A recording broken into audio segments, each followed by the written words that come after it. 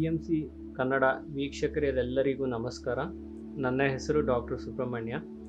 ಇವತ್ತು ನಾವು ಒಂದು ಬಹಳ ಮುಖ್ಯವಾದ ಒಂದು ವಿಷಯದ ಬಗ್ಗೆ ಮಾತಾಡೋಣ. ಸೊ ಇದು ಬಂದು ಸ್ಟ್ರೆಸ್ ಅಥವಾ ಒತ್ತಡ. ಸೊ ಯಾಕೆ ಈ ಒಂದು ಪರ್ಟಿಕ್ಯುಲರ್ ವಿಷಯದ ಬಗ್ಗೆ ಡಿಸ್ಕಸ್ ಮಾಡಬೇಕಂತ ಹೇಳಿದ್ರೆ, ಇವತ್ತಿನ ಜೀವನ ಶೈಲಿ ನಮ್ದು ಹೇಗಿದೆ. ಸೊ ನಾವೇನು ಅನ್ಕೋತೀವಿ, we are living in a competitive world, ಅಂದರೆ ನಾವು ಒಂದು ಕಾಂಪಿಟೇಷನ್ ಇರುವಂಥ ಒಂದು ಸಮಾಜದಲ್ಲಿ ಬದುಕ್ತಿದ್ದೀವಿ. ಸೊ ಇದು ಎಲ್ಲರ ಮನಸ್ಸಿನಲ್ಲಿ ತೀಕ್ಷ್ಣವಾಗಿ ಧೀರವಾಗಿ ಅಡಗಿಸಿರೋ ಒಂದು ವಿಷಯ ಆಗಿಬಿಟ್ಟಿದೆ. ಸೊ ಹೇಗಾಗುತ್ತಂದರೆ, ನಮಗೆ ಈವನ್ ಟ್ರಾಫಿಕ್ಕಲ್ಲಿ ಒಂದು 2 ನಿಮಿಷ ಜಾಮ್ ಆದ್ರೂ ಶಾಪ ಹಾಕೋದು, ಕೋಪ ಮಾಡ್ಕೊಳ್ಳೋದು, ಬೇಜಾರು ಮಾಡ್ಕೊಳ್ಳೋದು. ಯಾಕೆ ಇಷ್ಟು ಒಂದು ಬದಲಾವಣೆ ನಮ್ಮಲ್ಲಿ? ಯಾಕೆ ನಮಗೆ ಪ್ರಶಾಂತತೆ ಇಲ್ಲ? ನಾವೇನು ಅನ್ಕೋತೀವಿ, ಈಗ ಟ್ರಾಫಿಕಲ್ಲಿ ಹೋದ್ರೆ ಅದನ್ನು ನಾವೊಂದು ರೇಸ್ ರೀತಿ ತೊಗೊಂಡ್ಬಿಡ್ತೀವಿ. ಸೊ ಈಗ ಈ ರೇಸಲ್ಲಿ ನಾನೇ ಗೆಲ್ಲಬೇಕು, ನಾನೇ ಓವರ್ಟೇಕ್ ಮಾಡಬೇಕು. ಇದು ಯಾವ ರೀತಿಯ ಮನಸ್ಥಿತಿ ನಮ್ಮ ಸಮಾಜದಲ್ಲಿ ನಾವು ಮಾಡ್ಕೊಂಡಿರೋದು ಇದು. ಸೊ ಬೆಳಗ್ಗೆ ಆಫೀಸ್ಗೆ ಹೋಗಬೇಕು, ಬೇಗ ಆಫೀಸ್ಗೆ ಹೋಗಬೇಕು, ಬೇಗ ವರ್ಕ್ ಮುಗಿಸ್ಬೇಕು, ಬೇಗ ಮನೆಗೆ ಬರಬೇಕು. ಆಮೇಲೆ ಸ್ವಲ್ಪ ನಿಧಾನಕ್ಕೆ ಆಫೀಸ್ಗೆ ಹೋದ್ರೇನು, ಟ್ರಾಫಿಕ್ ಜಾಮ್ ಆಗಿದೆ, ಮನಸ್ಸಿನಲ್ಲಿ ಯಾವುದೇ ರೀತಿಯ ಭಾವನೆಗಳ ಮತ್ತು ಆಲೋಚನೆಗಳ ಬದಲಾವಣೆಗಳಿಂದ ಜಸ್ಟ್ ಆರಾಮಾಗಿ ಹೋದರೆ ಏನು ತಪ್ಪು? ಕೆಲಸ ಫಾಸ್ಟಾಗಿ ಮುಗಿಸ್ಬೇಕು. ಯಾಕೆ ಫಾಸ್ಟಾಗಿ ಮುಗಿಸ್ಬೇಕು? ನಿಧಾನಕ್ಕೆ ಮಾಡಿ, ಅರ್ಜೆಂಟ್ ಏನಿದೆ? ಯಾಕೆ ಅಷ್ಟು ಫಾಸ್ಟ್ ಮಾಡಬೇಕು? ಅಷ್ಟು ಸ್ಟ್ರೆಸ್ ಯಾಕೆ ನಮ್ಗೆ ಎಲ್ಲದರಲ್ಲೂ? ಸೊ ಏನಾಗ್ಬಿಟ್ಟಿದೆ ಅಂದರೆ, ಪ್ರತಿ ಒಂದರಲ್ಲೂ ಸ್ಟ್ರೆಸ್. ತಿನ್ನೋದ್ರಲ್ಲಿ ಕೂಡ, ಈವನ್ ತಿನ್ನೋದು ಕೂಡ ನಾವು ನೆಮ್ಮದಿಯಾಗಿ ಇವತ್ತು ತಿಂತಿಲ್ಲ ವೀಕ್ಷಕರೇ. ನಾವು ತಿಂತಿರೋದು ಗಂಟ್ಲಲ್ಲಿ ಇಳಿತಿದೆ ಹೊರತು ಅದು ನಾವು ಅದರ ಒಂದು ರುಚಿಯನ್ನಾಗಲಿ, ಅದರ ಒಂದು ಏನೊಂದು ಎಸೆನ್ಸ್ ಅಂತ ಏನು ಹೇಳ್ತೀವಿ ಅದನ್ನು ನಾವು ಸರಿಯಾಗಿ ತೊಗೊತಿಲ್ಲ. ಸೊ ಸಾರನ ತಿಂದಿದ್ದೀವ ಗೊತ್ತಿಲ್ಲ, ಮೊಸರನ್ನ ತಿಂದಿದ್ದೀವ ಗೊತ್ತಿಲ್ಲ, ಏನು ತಿಂದಿದ್ದೀವಿ ನಮಗೆ ಜ್ಞಾಪಕ ಇಲ್ಲ. ಬೆಳಗ್ಗೆ ಏನು ತಿಂಡಿ ಅಂತ ಕೇಳಿದ್ರೆ ಜ್ಞಾಪಕ ಇರಲ್ಲ ಜನಕ್ಕೆ. ಅಂದರೆ ಏನಾಗ್ತಿದೆ ಇಲ್ಲಿ? ಯಾಕೆ ನಮ್ಮ ಜೀವನ ಹೆಂಗಿದೆ? ಮಕ್ಕಳಿಗೂ ಅಷ್ಟೇ, ಓದಬೇಕು, ಫಸ್ಟ್ ಬರಬೇಕು. ಅವ್ರ ಜೀವನ ಎಲ್ಲ ಕ್ಲಾಸಲ್ಲಿ ಫಸ್ಟ್ ಬರೋ ಒತ್ತಡದಲ್ಲೇ ಕಳೆದ್ಬಿಡ್ತಾರೆ. ಯಾಕೆ ಸೆಕೆಂಡ್ ಬರಬಾರ್ದ? 10th ಬರಬಾರ್ದ? ಏನು ತಪ್ಪು? ಯಾಕೆ ಇಷ್ಟು ಒತ್ತಡ? ಯಾಕೆ ಇಷ್ಟು ಸ್ಟ್ರೆಸ್? ಸೊ ನಮಗೆ ಭೌತಿಕ ಸ್ಟ್ರೆಸ್ ಅಂದರೆ ನಮ್ಮ ದೇಹಕ್ಕೆ ಸ್ಟ್ರೆಸ್ ಇದೆ, ಮಾನಸಿಕವಾಗಿ, ಹೌದಾ, ಮೆಂಟಲ್ ಸ್ಟ್ರೆಸ್ ಅಂತ ಹೇಳ್ತೀವಿ, ಭಾವನೆಗಳಲ್ಲಿ ಎಮೋಷನಲ್ ಸ್ಟ್ರೆಸ್ ಅಂತ ಹೇಳ್ತೀವಿ. ಈ ಸ್ಟ್ರೆಸ್ ಎಲ್ಲ ಎಕ್ಸ್ಟರ್ನಲ್ ಎನ್ವಿರಾನ್ಮೆಂಟಲ್ ಸ್ಟಿಮ್ಯುಲೈ ಅಂತ ಹೇಳ್ತೀವಿ. ಒಂದು ಹೊರಗಡೆ ವಾತಾವರಣದಿಂದ ಟ್ರಿಗರ್ ಆಗುವಂಥ ಒಂದು ಸ್ಟಿಮ್ಯುಲೇಷನ್ನು ನಮ್ಮ ದೇಹದಲ್ಲಿ ಹೇಗೆ ಬದಲಾವಣೆ ಆಗುತ್ತೆ? ಯಾಕೆ ಇವತ್ತಿನ ಕಾಲದಲ್ಲಿ 20-25 ವರ್ಷ, 25-30 ವರ್ಷಕ್ಕೆಲ್ಲ ಡಯಾಬಿಟೀಸ್ ಇದೆ, BP ಇದೆ, 30-35 ವರ್ಷಕ್ಕೆ ಆಂಜಿಯೋಬ್ಲಾಸ್ಟ್ ಮಾಡಿಸ್ಕೊತಿದ್ದಾರೆ, 18-20 ವರ್ಷಕ್ಕೆ ಗ್ಯಾಸ್ಟ್ರೈಟಿಸ್ ಪ್ರಾಬ್ಲಮ್ ಇದೆ. ಯಾಕೆ ಇಷ್ಟು ವರ್ಷಗಳು ಇಲ್ಲದೆ ಇದ್ದಿದ್ದು ಈ ಮಧ್ಯದಲ್ಲಿ? ಯಾಕೆ ನಾನು ಟ್ರೀಟ್ಮೆಂಟ್ ಮಾಡಬೇಕಾದ್ರೆ ಪ್ರತಿಯೊಂದು ಪೇಷಂಟು ಹಿಸ್ಟ್ರಿ ತೊಗೋಬೇಕಂತ ಹೇಳಿದ್ರೆ, ನೀವು ನಂಬ್ತಿರೋ ಎಲ್ಲೋ ವೀಕ್ಷಕರೇ, 100ರಲ್ಲಿ 80-90 ಪೇಷಂಟ್ಗಳಿಗೆ ಗ್ಯಾಸ್ಟ್ರೈಟಿಸ್ ಇದೆ, 100ರಲ್ಲಿ 50-60 ಜನ ಪೇಷಂಟ್ಗಳಿಗೆ ಬ್ಲಡ್ ಪ್ರೆಷರ್ ಇದೆ, 40-50 ಜನಕ್ಕೆ ಡಯಾಬಿಟೀಸ್ ಇದೆ. ಇವತ್ತೇನು ನಾವು ಕೇಳಬೇಕಾಗಿಲ್ಲ, ಬಂದ ತಕ್ಷಣ ಅವರೇ ಹೇಳ್ತಾರೆ, ಡಾಕ್ಟ್ರೇ ನಂಗೆ ಶುಗರ್ ಕಾಯಿಲೆ ಇದೆ, ಡಾಕ್ಟ್ರೇ ನಂಗೆ BP ಇದೆ. ಯಾಕೆ? 100 ಜನದಲ್ಲಿ 60-70 ಜನಕ್ಕೆ ಆರೋಗ್ಯನೇ ಸರಿ ಇಲ್ಲ. ಯಾಕೆಂದರೆ ಒತ್ತಡದ ಜೀವನ ನಡೆಸ್ತಿದ್ದೀವಿ. ಜೀವನನೇ ಒತ್ತಡ ಅಂತ ತಿಳ್ಕೊಂಡ್ಬಿಟ್ಟಿದ್ದೀವಿ. ಒತ್ತಡ ಇದ್ರೇ ಜೀವನ ಚೆನ್ನಾಗುತ್ತೆ. ಈಗ ಹೇಳ್ತಾರೆ, ಕಷ್ಟಪಡಬೇಕು ಜೀವನದಲ್ಲಿ ಏನಾರ ಸಾಧಿಸ್ಬೇಕಂದ್ರೆ, ಒತ್ತಡ ತಗೋಬೇಕು, ನಾವು ಸ್ವಲ್ಪ ಸ್ಟ್ರೆಸ್ ತೊಗೊಂಡ್ರೆ ನಾವು ಕೆಲಸ ಮಾಡೋದು. ಯಾಕೆ ಆ ಮನಸ್ಥಿತಿ? ಅಂಥದ್ದೇನು ದೇಹದಲ್ಲಿ ಬದಲಾವಣೆ ಆಗ್ತಿದೆ ನಮ್ಮಲ್ಲಿ? ಈ ರೀತಿಯಾದ ಒಂದು ಕಾಯಿಲೆಗಳನ್ನ ನಾವು ಅನುಭವಿಸ್ತಿದ್ದೀವಿ ಅಂದರೆ ಏನೋ ಒಂದು ತಪ್ಪಿರಬೇಕಲ್ಲ. ನಮ್ಮ ದೇಹದಲ್ಲಿ ಯಾವ್ದಾರ ಕಾಯಿಲೆ ಇದೆ ಅಂದರೆ ಅದು ಏನೋ ಒಂದು ಹೇಳ್ತಿದೆ, ನೋಡಪ್ಪ ನೀನು ಇದ್ರ ಬಗ್ಗೆ ಗಮನ ಕೊಡ್ತಿಲ್ಲ. ಈಗ ಗ್ಯಾಸ್ಟ್ರಿಕ್ ಅಲ್ಸರ್ ಅಂತಂದರೆ ನಿನ್ನ ಆಹಾರ ಶೈಲಿ ಸರಿಗಿಲ್ಲ, ನಿನ್ನ ಮಣಿಪುರ ಚಕ್ರದಲ್ಲಿ ಏನೋ ಒಂದು ಬ್ಲಾಕೇಜ್ ಇದೆ, ನಿನ್ನ ಭಾವನೆಗಳು ಸರಿ ಇಲ್ಲ, ನಿನ್ನಲ್ಲಿ ಅಸೂಯೆ ಗುಣಗಳು ಜಾಸ್ತಿ ಆಗಿದೆ, ಅದಕ್ಕೆ ಗ್ಯಾಸ್ಟ್ರಿಕ್ ಪ್ರಾಬ್ಲಮ್ ಬಂದಿದೆ. ಸೊ ನೋಡಿದ್ರೆ ಆ ದೇಹ ಹೇಗೆ ನಮಗೆ ಹೇಳ್ತಾ ಇದೆ, ಸ್ವಲ್ಪ ಗಮನ ಕೊಡು ಅಂತ. ಸೊ ನಾವು ಮೊದಲಿಗೆ ಅರ್ಥ ಮಾಡ್ಕೋಬೇಕಾಗಿರೋದು, ನಮ್ಮ ದೇಹ ಹೇಗೆ ಫಂಕ್ಷನ್ ಮಾಡುತ್ತೆ, ಹೇಗೆ ಕೆಲಸ ಮಾಡುತ್ತೆ. ನಮ್ಮ ದೇಹದ ಶೈಲಿ ಒಂದು ಕಣಗಳ ಲೆವೆಲಲ್ಲಿ, ಅಂದರೆ ಸೆಲ್ಯುಲಾರ್ ಲೆವೆಲ್ ಅಂತ ಹೇಳ್ತೀವಿ. ಈ ಸೆಲ್ಯುಲಾರ್ ಲೆವೆಲಲ್ಲಿ ಹೇಗೆ ಕೆಲಸ ಮಾಡುತ್ತೆ, ಇಲ್ಲೇನು ನಡೀತಾ ಇದೆ. ಸೊ ವೀಕ್ಷಕರೇ, ನಾನು ಸಾಕಷ್ಟು ಆಧ್ಯಾತ್ಮಿಕ ಪುಸ್ತಕಗಳನ್ನ ಓದ್ತೀನಿ. ಸೊ ಇದೇ ರೀತಿ ನನಗೆ ನನ್ನ ಕೈಗೆ ಒಂದು ಪುಸ್ತಕ ಬಂತು, ಬಯಾಲಜಿ ಆಫ್ ಬಿಲೀಫ್ ಅಂದ್ಬಿಟ್ಟು, ಬ್ರೂಸ್ ಲಿಪ್ಟನ್ ಅಂದ್ಬಿಟ್ಟು ಒಬ್ಬರು ಸೆಲ್ ಬಯಾಲಜಿಸ್ಟು ಅತ್ಯದ್ಭುತವಾದ ಒಂದು ಪುಸ್ತಕವನ್ನು ಬರೆದಿದ್ದಾರೆ.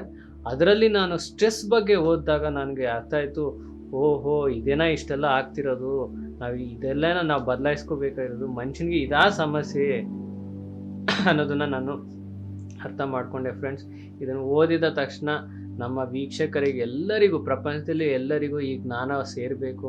ಸೇರಿದಾಗ್ಲೇ ಅದರಲ್ಲಿರೋ ಒಂದು ಜ್ಞಾನ ಉಪಯೋಗಿಸ್ಕೊಂಡು ನಾವು ಬದಲಾವಣೆಗಳು ಮಾಡ್ಕೋಬೇಕು ಅನ್ನೋದು ನನ್ನ ಉದ್ದೇಶ. ಸೊ ಅದರಿಂದನೇ ಇವತ್ತು ನಾವು ಸ್ಟ್ರೆಸ್ ಬಗ್ಗೆ ಮಾತಾಡೋಣ ಫ್ರೆಂಡ್ಸ್. ಸೊ ಸ್ಟ್ರೆಸ್ ಅಂತ ತೊಗೊಂಡಾಗ ಒಬ್ಬ ಮನುಷ್ಯ ಎಷ್ಟು ಭಾರ ಹೊರಬಲ್ಲ, 10 kg 20 kg, ಆಮೇಲೆ ಏನಾಗುತ್ತೆ, ಬೆನ್ಮೂಳೆ ಮುರಿಯುತ್ತೆ, ಕೈ ಮೂಳೆ ಮುರಿಯುತ್ತೆ, ಕಾಲು ಮೂಳೆ ಮುರಿಯುತ್ತೆ, ಮಂಡಿ ಸಮಿಯುತ್ತೆ. ಅಂದರೆ ಎಲ್ಲದಕ್ಕೂ ಒಂದು ಲಿಮಿಟೇಷನ್ ಅನ್ನೋದಿರುತ್ತೆ, ಇಷ್ಟು ಅಂತ ಇರುತ್ತೆ.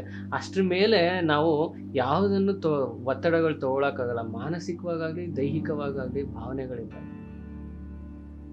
ಸೊ ಇವೆಲ್ಲ ಹೊರಗಡೆಯಿಂದ ಬರುವಂಥ ಒಂದು ಸ್ಟಿಮ್ಯುಲೇಷನಿಂದ ಅದು ರೆಸ್ಪಾನ್ಸ್ ಆಗಿ ನಮ್ಮ ದೇಹದಲ್ಲಿ ಸಾಕಷ್ಟು ನಮಗೆ ಬದಲಾವಣೆ ಆಗುತ್ತೆ. ಸೊ ಈ ಒಂದು ನಮ್ಮ ದೇಹ ಹೇಗೆ ನಡೆಯುತ್ತೆ ಅಂದರೆ, ಒಂದು ಕಣಗಳ ಲೆವೆಲಲ್ಲಿ ಅಂದರೆ ಸೆಲ್ಯುಲರ್ ಲೆವೆಲಲ್ಲಿ 2 ರೀತಿ ಒಂದು ಚಟುವಟಿಕೆ ನಡೆಯುತ್ತೆ. ಒಂದು ಗ್ರೋತ್ ಫೇಸ್ ಅಂತ ಹೇಳ್ತೀವಿ, ಇನ್ನೊಂದು ಪ್ರೊಟೆಕ್ಟಿವ್ ಫೇಸ್ ಅಂತ ಹೇಳ್ತೀವಿ. Growth mode or protective mode. Okay, so ಈಗ ಈ ಒಂದು ಎಕ್ಸಾಂಪಲ್ ನಮ್ಮ ನ್ಯಾಷನಲ್ ಲೆವೆಲಲ್ಲಿ ಒಂದು ಎಕ್ಸಾಂಪಲ್ ತಗೋತೀನಿ. ಈಗ ನಮ್ಮ ದೇಶ ಭಾರತದಲ್ಲಿ ಎಷ್ಟೋ ಕೋಟಿ ಜನಸಂಖ್ಯೆ ಇದೆ, ಹೌದಾ? ಅದೇ ರೀತಿ ನಮ್ಮ